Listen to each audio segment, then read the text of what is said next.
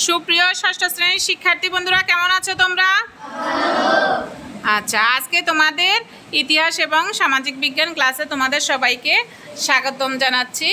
এবং তোমরা বইয়ের ৬৭ পৃষ্ঠাটা খোলো। দেখো, বইতে আজকে আমরা পড়ব হরপ্পা সভ্যতা, প্রাচীন ভারতবর্ষের প্রথম নগর সভ্যতা। আজ থেকে প্রায় ৪,৫০০ বছর আগে ভারত উপমহাদেশের উত্তর পশ্চিম অংশে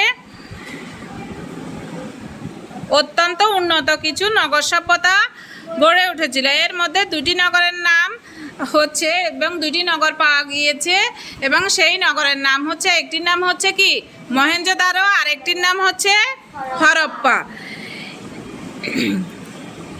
এবং এই নগরের একটি বর্তমানে তোমার কোথায় অবস্থিত? ভারতে, অন্যটি পাকিস্তান রাষ্ট্রের সীমানায় পড়েছে। এই যে দুইটা নগর, এই দুটো নগরের একটি হচ্ছে ভারতে, আরেকটি হচ্ছে পাকিস্তান সীমানায় পড়েছে।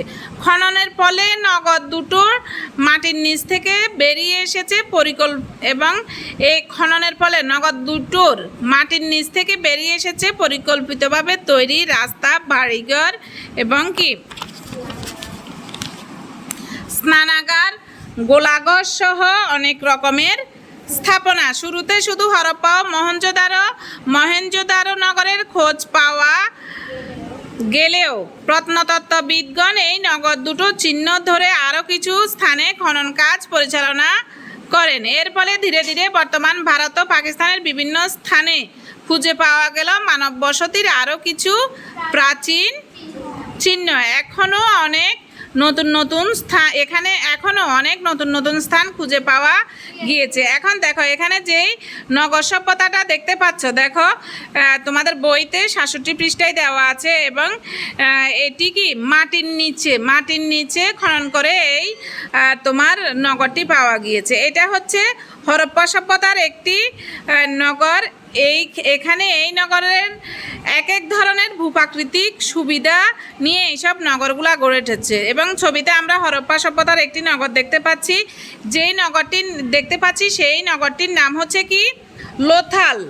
এই নগরটির নাম হচ্ছে লোথাল। এটি মূলত একটি সমুদ্র বন্দর এবং শিল্পীর চোখে আঁকা বন্দর নগরী লোথাল। অর্থাৎ একজন শিল্পী এই চিত্রটি তিনি এঁকেছেন, যেই শিল্পীর চোখে আঁকা বন্দর নগরী লোথাল। তাইলে হরপ্পা সভ্যতার যেই একটা নগর পেয়েছে সেই নগরের নাম কি?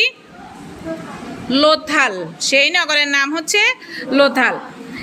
এরপরে দেখো, হরপ্পা মহেঞ্জোদারো নগর সহ আরও বসতি চিহ্ন পাওয়া গিয়েছে সিন্ধু নদীর তীরবর্তী এলাকায়। মূলত কৃষিকে কেন্দ্র করে এখানে প্রথম মানুষের বসবাস শুরু হয়েছিল, এবং ধীরে ধীরে কৃষি থেকে শিল্প ও ব্যবসা বাণিজ্যের বিকাশ ঘটেছে, এবং এরই ধারাবাহিকতায় বড় বড় নগরের উৎপত্তি হয়েছে।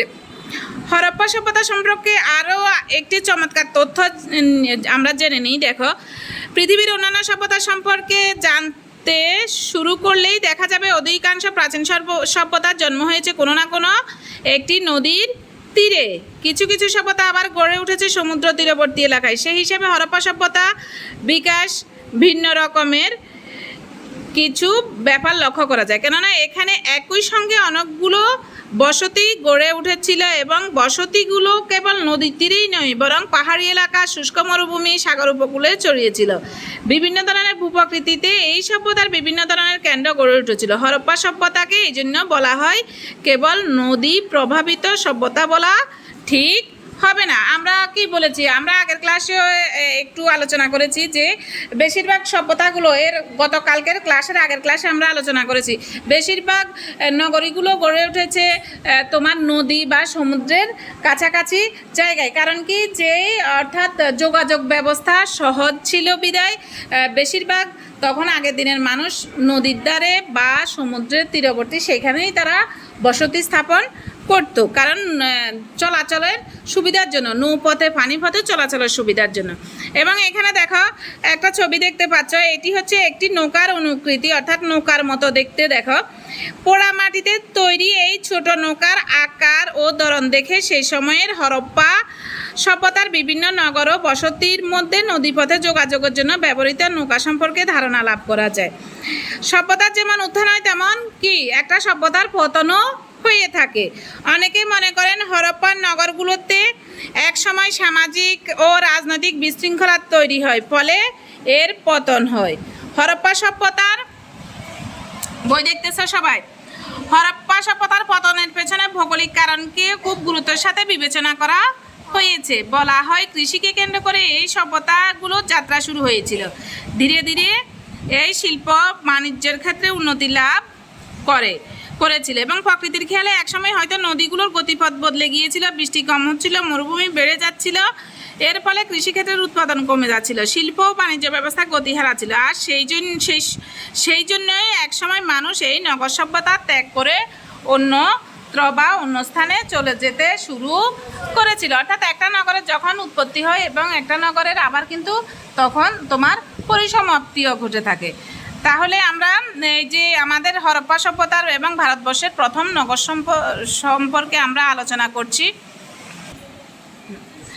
এবং এক সময় কি তোমার এসব নগর সভ্যতার বিলুপ্তিও হয়ে গিয়েছিল এবং এরপরে এগুলো মাটি খনন করে কিন্তু প্রত্নতত্ত্ববিদেরা সেগুলো আবার বের করেছেন। এবং এই কারণে আমরা যে প্রাচীন যুগে যে সব উন্নত সভ্যতা ছিল, নগর সভ্যতাগুলো যে উন্নত ছিল, স্নানাগার ছিল, রাস্তা ছিল, বাড়িঘর ছিল এবং গোলাঘর সহ এবং উন্নত যে নিষ্কাশন ব্যবস্থা ছিল, সেগুলো সম্পর্কে আমরা জানতে পেরেছি। এবং এগুলা কত হাজার বছর আগের, এগুলা কত হাজার বছর আগের?